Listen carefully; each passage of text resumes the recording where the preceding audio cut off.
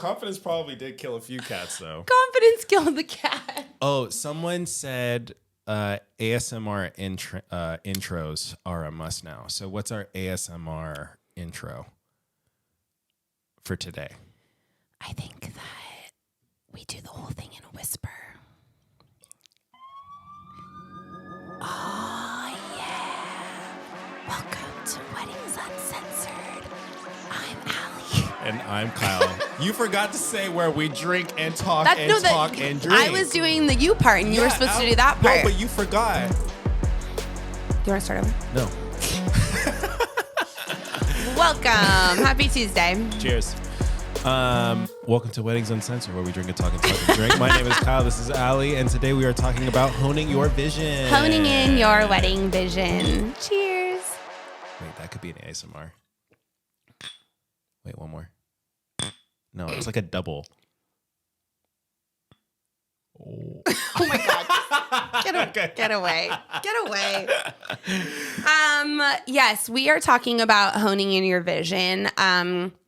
I guess like full transparency, we're kind of working on a project right now. We sound like when the influencers are like, we're working on a secret project right now. We can't really wait to share with our listeners and viewers. It's going to be so good. Well, I'm excited for it. Yeah, no, it is really good. But basically it's, more tools to help y'all plan your weddings. Yes, 100%. And trying to put our own Weddings Uncensored spin on things. Yes. And when it comes to wedding planning, obviously we care very deeply about being true to yourself, prioritizing, making sure that the decisions that you're making are, the things that really matter to you. Yes. Budget, all of that good stuff. All of the good stuff.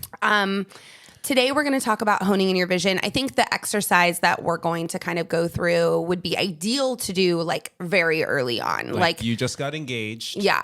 You're not doing the invite list yet. You haven't picked a venue. Yeah. You got one ring on one finger. Or That's two. it.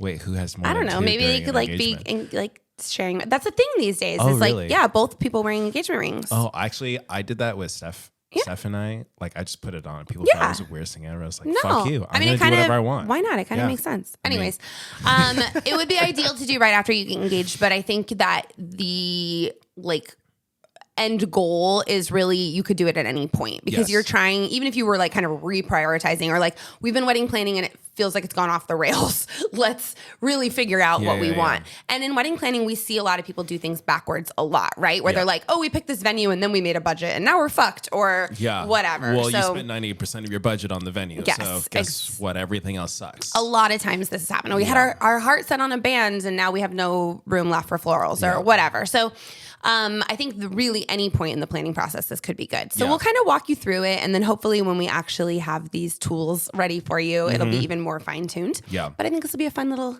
exercise for us. Exercise. Get physical. And this would be good too for like a North Star is what you said earlier. Yes. A consistent topics of the wedding that you keep going back to is like, okay, is this vendor a priority, not a priority? Yep. Is it making it's a top priority or it's going in the fuck it bucket? Correct. Because it's easy to get carried away and be like, I don't care about this. But then you go down a rabbit hole on TikTok of like invitation reels. So and then you're like, I have to have and this. I have to have Yes. this. You saw one video from some other person and now all of a sudden you're disregarding your top three things. Yes, I went to my cousin's wedding and she had goats. So I really need I to have have, to how have do a I have a fucking petting goat. zoo? I have to have a petting zoo. It's a fucking goat. So yes, honing in on your vision, creating our priority list and our fuck it bucket is a good thing. And it's also comparable to like if you're starting a business, like creating a mission statement, creating what is like your values. And then, like you said, that's your North Star. Like remind yourself when you and your partner get off the rails, like let's go back to this. So let's dive in. The first Step number one. Yes. Would be. So I think ideally you are doing this more like privately. You would sit down with your partner. You would each have a little pad of paper or your phones or your laptops or whatever you want to do. And I would say you want to write down these ideas privately. we're going to just talk about it because it would be really boring for you guys to think we listen to also us writing kinda things down. We also kind of know like the 3 things that we already know. I don't know. I don't actually know what would be the most important to you. What I would want. Okay. You don't know what you would want? Well, we're going to find out. Okay. So step 1, I want you to sit down with your partner, get out your pad of paper, and want you to write down 3 or 4 things that are the most important things to you about the day. And if this is early on, it's okay. Like, close your eyes. Think about what you envision. Think about what you think you'll look back on. Maybe that's the dance party. Maybe that's an amazing meal. Maybe that's a meaningful ceremony. Maybe it's something about the look. Maybe it's something about the feel. It doesn't really matter at this point. We're just writing down, like, these would be my must-have, kind of pieces. Mm-hmm. And keep it to 3 or 4. Sounds good. I can go first while you think of your 3 or 4. Okay, so my first top 3 would be music. Okay. So having a great DJ that also has great lighting. Okay. I don't want a DJ and they don't have or having another outside vendor is completely fine too, but I want to make sure that the music and the ambiance is like a fucking party. Yeah. It's a real good time. Cool. So DJ / lighting, I would kind of put together. Okay, I'll give that to you. Because some DJs I'll give it to you. Yeah. Okay. I would say photography would be a big one, but a certain aesthetic of what I would like. Right now, the direct flash and like the wavy, like out of focus shots are cool, but I think consistency, I want something a little bit more timeless. Yeah. I don't want bright and airy. I also don't really like the too dark and moody. Yeah. So timeless photography, DJ, and I want a dessert. I want a really fun dessert. That's a fun one. Like that everyone, including myself, can enjoy at the party. Yeah. So that would be my top 3 to start out with. Okay. What about you? I like it. I'm going to choose, I think setting is most important to me. I want to be away somewhere. I want this to be a destination. I want to be at a resort with, like, I don't know where that resort is, but I definitely don't want it to be at home. I don't want anyone to be driving from work. Yep. I want this to feel like a multi-day party and we're all on vacay. Oh, shoot. Okay. That's definitely number 1. Okay. Number 2, I want it to be really small. Okay. Again, I don't know exactly what that means. Like how many, like is small 20 or is small 50? I'm not sure. But to me, this is a very intimate affair. Okay. And number 3, I want like the most bomb cocktails ever. As in alley fashion, we should 100%. Surprise. # bottle service. Yes. Yes. So those are my 3 for what I would look back on and be disappointed if it was something different than that.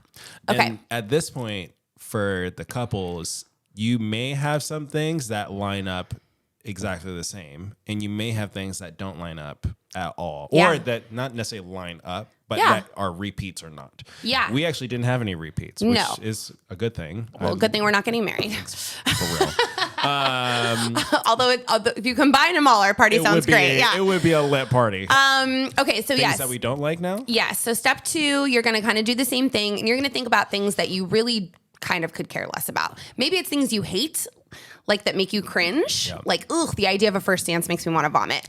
Or maybe it's just something that you're like, I absolutely don't care about invitations. It means like it lights no fire in my heart.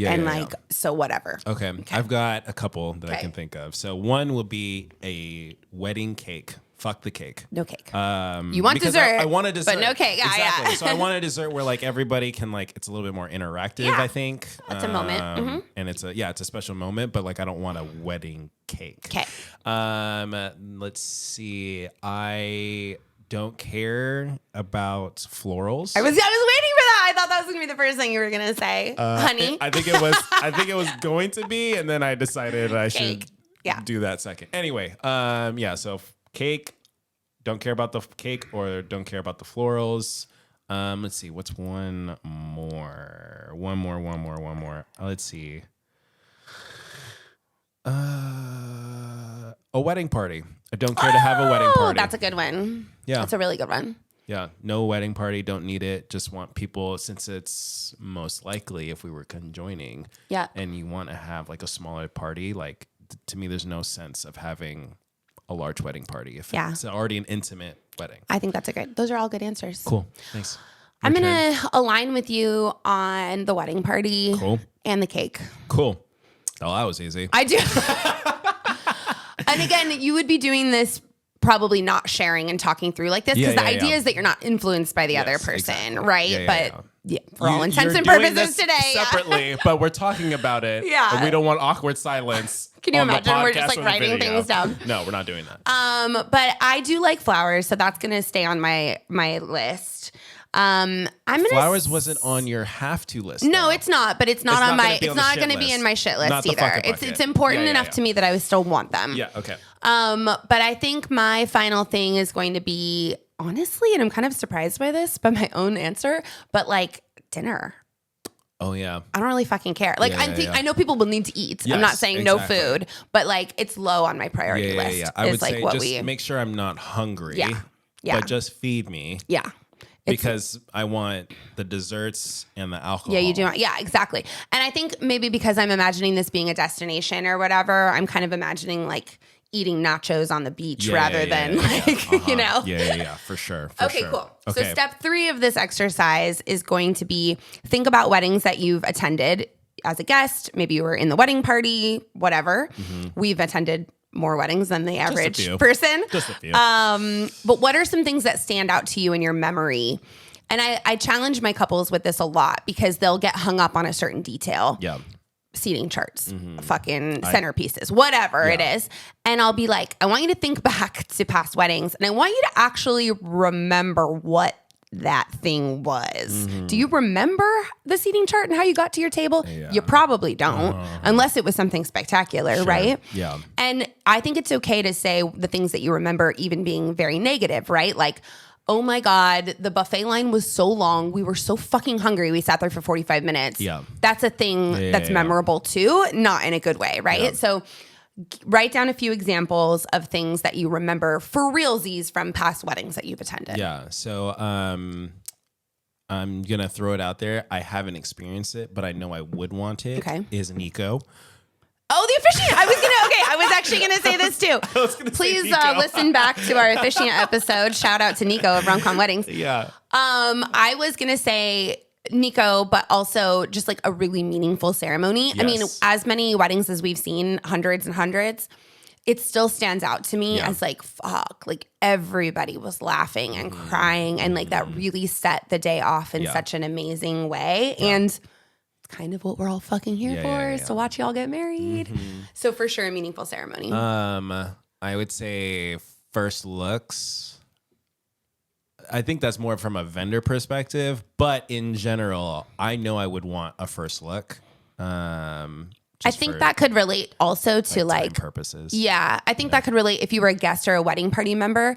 Like wedding party members get stuck with these like gnarly photo timelines or like not being able to attend their cocktail hour because you're like, oh, now we got any photos or whatever. Yeah. So maybe it's as you attended or were a guest or even as a vendor, like watching things like the most efficient and best way to create like a timeline for the day. Yeah. So an efficient and smooth timeline would be a highlight, I guess, for really anybody if things flow pretty easily. Yeah. Things that I have really liked, kind of the inspiration of like a cool dessert. Yeah. Which we've already said. I'm trying to think of something else or things that I know that I don't like.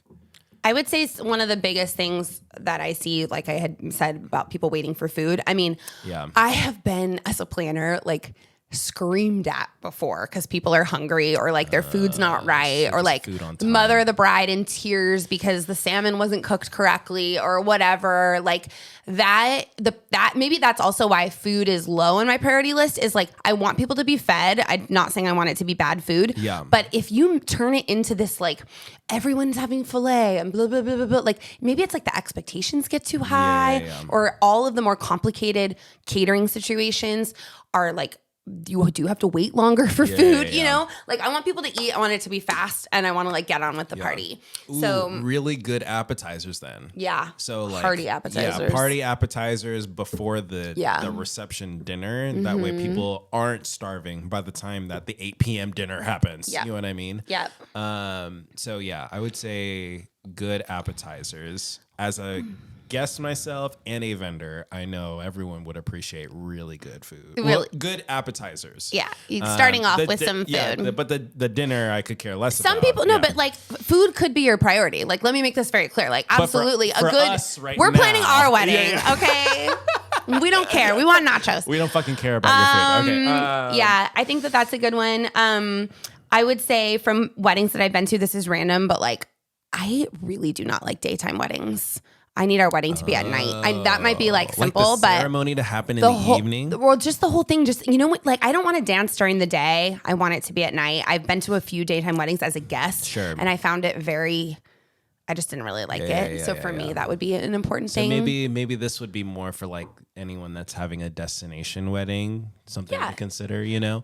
I mean, again, people do daytime weddings all over. Yeah. This is ours. So you're going back and you're thinking about things that were memorable. Maybe it was somebody's ridiculous florals. Maybe it was some really cool detail, handwritten letters at your, place card. Place setting. Thank you. At your seat. Handwritten thank you notes from the couple. You know, maybe it was a cool band. Maybe it was the grand entrance that they did. Like there's a million details that you could remember that are cool. And then usually I would say if they're very bad, it's usually like logistics wise, right? It's timing, it's waiting too long for food. It's the couple disappeared for photos and didn't come back for 2 hours. It's like that kind of shit that makes your guest experience not that great. Okay. So we've nailed down. We've completed steps 1, 2, and 3. Again, we're normally doing these privately. And at this point is when I would encourage you to share. Yes. Now you would share your answers with your partner and figure out what you align on, what matches up, what absolutely is opposite. Like, did you pick something on your wish list and I put it in the fuck it bucket? Like, we need to talk about it. Not a bad thing, but we need to communicate. And this is where like the compromise begins. So ideally now we've collaborated and we've come up with all these answers and we're going to have 2 columns. There's going to be the wedding wins column. And we're still workshopping that title. But for the name of something catchy. The winning title. The wins. The wedding wins and the fuck it bucket. Yes. And this list can be long right now. Yeah. The goal is to, again, the whole mission statement, the North Star, you want 3 or 4-ish topics that are like you both have agreed on that this is important to us. And 3 or 4 items that you just don't give a fuck about. Right. So the wedding wins are going to be the things that you're going to spend your budget on. They're going to be the things that maybe it's not even expensive, right? But we're going to spend our time or attention on this. Yeah. We're going to put a little more effort. Maybe it's something I DIY, whatever. Yeah. Something that's important to me that I want to make sure is incorporated in the day. I want it to be photographed. I want my guests to remember this. It's important to me on my experience. And the fuck it bucket is just that. The things that you want to spend the least amount of money on, the least amount of time and attention. Skip completely if you want to. Fuck the cake, whatever. And once we have that, yes, try to stick to it. And it can start longer, but like realistically, if you have 4 wins, like you can't have 20 wins. You can't afford 20 things that you're obsessed with. The average person, has to pick a few things that they're prioritizing on. Because there's gonna be some kind of compromise here. Because like we'll take our wins, for example. We'll take our wedding. Yeah, our wedding. Cheers. Is you had destination as like a big one. Yeah. And obviously venue and location will dictate a lot of the other stuff. Yeah. So I would say, yes, as much as I want DJ and lighting, I think knowing priority would be the location first. So I would be okay of having. Would you compromise? I would compromise of having the destination wedding and a good photographer, and bypassing the dessert. Okay. And but we can still have a good DJ.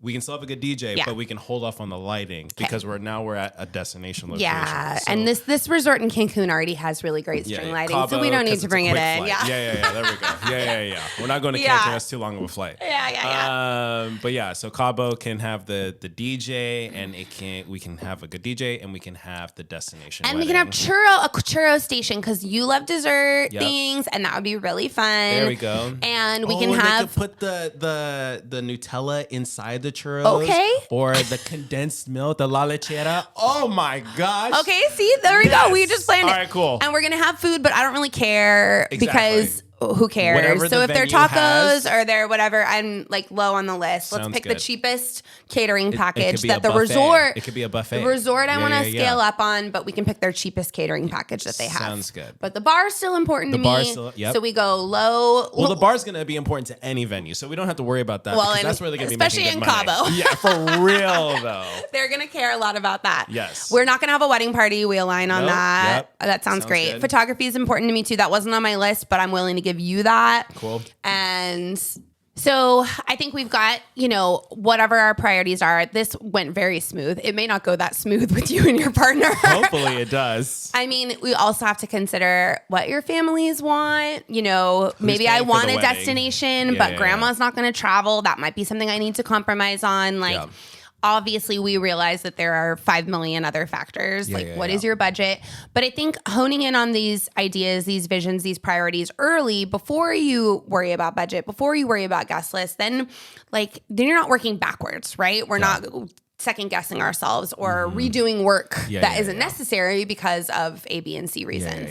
Or coming to find out that rentals is going to be really expensive, right? But then we go back to the vision of okay, these are the things that were important. Did we really care about the rentals? Do we really need these other chairs, or do we really need these other tables? No, we don't, because we're going to be on a beach. Yeah, we're gonna have a great DJ. We're gonna have a great ambiance. And really, at the end of the day, that's all I care about. So when you start spinning out and going down your TikTok K-hole, go back to your win column and be like, is this on here? No, it's not. So I don't care. I don't care. Exactly. The next little section of this too was referencing either a Pinterest board or some kind of where you keep all the inspiration together and referencing back to this top 3 things that you have to have. Correct. Right? Which we'll get into a little bit more of the design inspiration. So this is honing in on your vision for the day, right? We're talking about our overall wedding planning vision. Gotcha. I think when a lot of people think of creating your vision, they're thinking truly aesthetically. But I think our message here is aesthetics always should be last. You know what I mean? Even if beautiful florals is on your number 1 on your win list, it still shouldn't be what you're researching first. Yes. You still shouldn't be I don't care what anything else costs. I'm going to do this flowers, right? Yeah. You should. You'll instantly regret that decision too when you realize you still need to book other vendors. Yes. Even if they're not a high priority, you still need the other things. Yes. So I think it's more about how you want your wedding to feel than how you want your wedding to look. Yes. And then once we have created our priority list and created our fuck it bucket, we've chosen our venue, we've kind of moved a little deeper in, then we can start honing in on your aesthetic vision. And in my opinion, that should always be down the road. Sounds good. Yeah, because it's so easy to get caught up in that. I mean, I talk to clients all the time that are I have my dress, we know what our colors are. And I'm okay, but you haven't booked any vendors and, it's just, it's super backwards. Yeah. So if you're being practical and you're being logical, that's the direction that we want to go with it. We'll dig into vision for looks on another day. Sounds good. Yes. That was really good. Good luck to you. Yeah, seriously. It sounds like I said, we made it look easy, but I don't think it's going to be that easy. I hope it is that easy for everybody. I hope that it's fun too, right? Because I think until you start really thinking about these things, maybe you don't know what your partner thinks. Maybe you think you're totally on the same page and you're not. Yeah. Or, what's important. I've actually had one thing that comes up a lot is I really want a first look, but my groom absolutely does not. Oh, yeah, I had happens. It happens a lot. Or even just the I had size no of idea. The wedding. Yes. Or just the size of the wedding. Yes. Some grooms are no, I have to have a big wedding, and you thought they were going to be the last person to say that. Yeah. And I think obviously like we want this to be genuine and authentic to you as a couple, but I don't think that this is a bad exercise to do with mom and dad or someone who might be funding 100%. The wedding as well. Yeah. Because if you're doing this early with dad, I mean, and the partner. And your I mean, as a group, But if dad is paying, and you know he does have 2 cents to give, because again, nothing. He's giving more than 2 cents. There are always strings attached. Maybe that's not a bad idea to do with him too, and just find out. Okay, well, what actually is the most important part to dad? Because then we can really collaborate and be like, okay. At the end of the day, this isn't on our win column, but it's also not in our fuck it bucket. So we're going to make it happen because this is really important to dad. So I think it's not a bad exercise to have with anybody that you would consider on the wedding planning team. And maybe that conversation too with the parents or whoever is contributing financially, if you can also get their input first early, or like early along with this stage, or roughly around the same time, because you also don't want to get like, I wouldn't want to get our hopes up and then all of a sudden we find out that my dad is paying for the wedding and he can't travel or is horrified by the idea of something in Cabo, right? Like I mean, it would be like, you know, and you might be surprised what I see a lot with parents too is the third question we had of comparing things to other weddings they've seen. So the younger generation, we're so young. The younger generation is, you know, used to more unique, non-traditional things. We're used to seeing a fucking tattoo artist at cocktail hour. We're used to seeing, you know, like saxophone player. Drums that go along with the DJ, like all these like wild things. Like parents still are comparing things to things that they saw at it, like in the 90s when things were like super traditional, they got ready. Every wedding was in a church. And then they went to the reception. And the party ended at 9. So this exercise could be really good where you're like, you know, or what's the compromise there? If the church is the thing that's the hill they're going to die on, okay, how can we incorporate that and make that work? No, that sounds good. Yeah. Well, we hope that you enjoy this practice and be on the lookout for some exciting things. New projects launching soon. I can't. Swipe up. Swipe up to learn more. Is it swipe left or swipe Click right? the link in the bio. I don't know.